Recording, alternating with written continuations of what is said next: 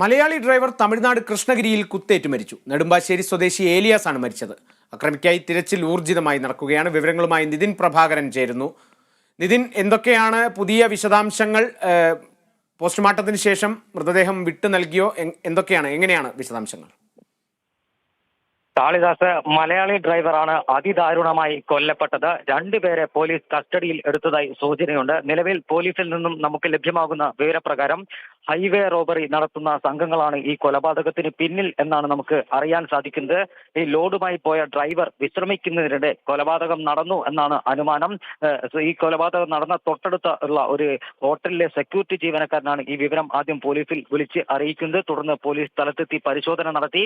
Police നൽകുന്ന വിവരപ്രകാരം ഞാൻ നേരത്തെ പറഞ്ഞതുപോലെ തമിഴ്നാട് കർണാടക ഹൈവേകൾ കേന്ദ്രീകരിച്ച് ഹൈവേ റോബറി നടത്തുന്ന, അതായത് ദേശീയപാതയിലൂടെ കടന്നു പോകുന്ന വാഹനങ്ങളിലെ ഡ്രൈവർമാരെ കൊള്ളയടിക്കുന്ന, അല്ലെങ്കിൽ ഇവരെ കൊലപ്പെടുത്തി പണവും മറ്റു വസ്തുക്കളും തട്ടിയെടുക്കുന്ന വലിയ തരത്തിലുള്ള സംഘങ്ങൾ ഈ തമിഴ്നാട് കർണാടക ദേശീയപാതകളിൽ നിരന്തരമായി വിലസിക്കൊണ്ടിരിക്കുകയാണ്. ഇത്തരം വാർത്തകൾ നിരന്തരമായി പുറത്തു വന്നിരുന്നു.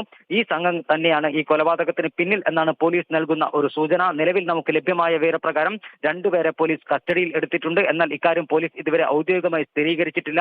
ഏലിയാസിന്റെ പോസ്റ്റ്മോർട്ടം നടപടികൾ ഉൾപ്പെടെ പൂർത്തിയാക്കി ബന്ധുക്കൾക്ക് മൃതദേഹം വിട്ടു നൽകും. നെടുമ്പാശ്ശേരിയിൽ നിന്ന് ബന്ധുക്കളും നാട്ടുകാരും അടക്കം സംഭവ സ്ഥലത്തേക്ക് എത്തിയിട്ടുണ്ട്.